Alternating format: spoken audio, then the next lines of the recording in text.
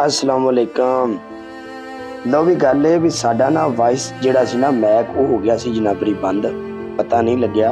बाकी ये गल है कि जिहड़ी आ मां ते इस बाबे कोल असीं गए हैं ना, इस मां ने बड़ियां जिहियां दुआवां कीतियां ने तुहानूं सारिआं नूं, जिहड़े भी बंदे मैनूं सोशल मीडिया ते वेंदे ने ना, ते इन्हां नूं जाके जनाब मेरी मैनूं बहुत अच्छा लग्या। ते वाइस जिहड़ा साडा वो जनाबरी बंद हो गया सी, आवाज़ नहीं आई।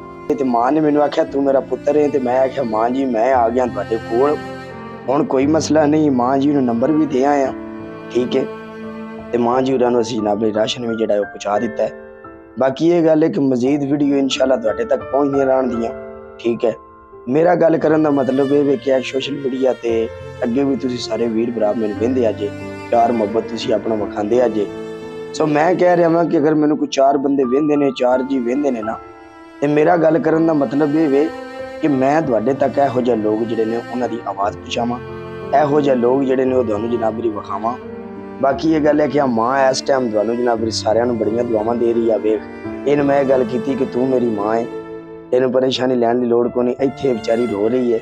और जिन्ने भी सोशल मीडिया ते वेखण वाले ने सारिआं नूं इस मां ने दुआवां दित्तियां ने। सारिआं नूं उन्हें आख्या भी जिहड़े जिहड़े बंदे वेंदे ने ना, उन्हां सारिआं दी अल्लाह पाक जिंदगी करे, रब उन्हां नूं जनाब मेरी चोखा देवे। ए बाबा है बुजुर्ग है, इनदा कोई धी पुत्तर नहीं, इन्हां दा कोई कमान वाला नहीं। ये दोवें जी ने दवाई जो कि पैसे जिहड़े ने इस माई नूं कोई 10 20 50 100 दे जांदा है ते दवाई ले लैंदी है।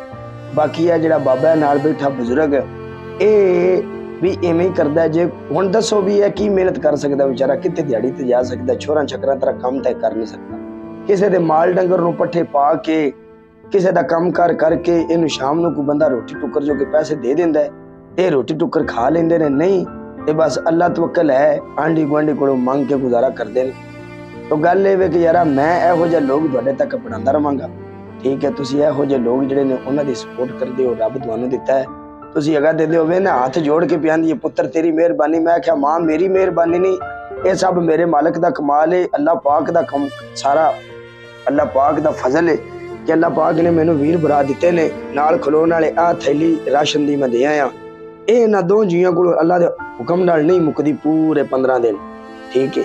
15 दिनों तो बाद इन्हां नूं नंबर असीं दे दिता है, मुंडे दी ड्यूटी ला दित्ती है। जदों इन्हां कोलों राशन मुकना है ना, उस टाइम इंशाअल्लाह मुड़ जाके असीं इन्हां नूं राशन देवांगे, ठीक है। बाकी तुहाडी मुहब्बत दी लोड़ है, तुहाडे प्यार दी लोड़ है। वेखो मैनूं कुछ नहीं चाहिदा। अगर तुसीं आखो ना कि मसले ने इहो जिहे लोग विखा के काला पैसे ले रहे लोगों को, या मसले ने इमोशनली ब्लैकमेल कर रहे वे, ऐसी कोई गल नहीं। वेखो मैं दुबईयों आया पाकिस्तान, ते मैं इहो जिस टाइम माहौल वेख्या ना, मैनू बड़ी अरसे में तकलीफ हुई है, ठीक है। और मैं अपने घर भी जिहड़ा टाइम नहीं दे पा रहा, सुबह दा निकलिया जनाब मेरी, ते आ शाम हो गई है, मैं शामी घर आके बड़िया। हुण मैं रोटी खाण लगा, सारी दिहाड़ी रोटी नहीं खाधी। तक परदेस विच बंदा आया होवे ना, ते घर वाले आंदे ने पुत्तर आ फलानी शै खा लै, आ फलानी खा लै। मेरे घर भी हर शै पक्की पकाई रह जाती है, लेकिन नहीं, मैं चाहना कि लोगों नूं खुशियां दिओ, लोगों नूं अपना प्यार विखाओ। अगर अल्लाह पाक ने तुहानूं दिता है ना, तो तुसीं अगे दिओ, ठीक है। बाकी खुश रहो वीर जी। अच्छा जी, है मां जी होरां ने गल कीती सी कि मेरे कोल पैसे को नहीं, ते दवाई जो कि भी कोई बंदा पैसे देंदा, ते वेखो मैं इहनूं मसले ने कुछ पैसे भी दिते ने, ठीक है। भी हेलो मां जी अपनी दवाई दे पैसे ने, दवाई शवाई लो, अपना इलाज कराओ। सो मेरा गल करन दा मतलब ये वे, मतलब अगर तुसीं सारे वीर भरा जनाब मेरी नाल खलोते हो, तुहाडी वजह तो अगर मैनूं सोशल मीडिया ते पैसे आ रहे हैं, तो उन्हां दी वजह तो मैं जनाब मेरी है मदद कर रहा, लोकां दी सपोर्ट कर रहा, ठीक है। एवें जनाब मेरी अपना प्यार मुहब्बत विखांदे रहो, ठीक है जी वीर जी। अल्लाह पाक दोनों जिंदगियां देवे, ते इंशाअल्लाह फिर मिलने दोबारा दूजी वीडियो।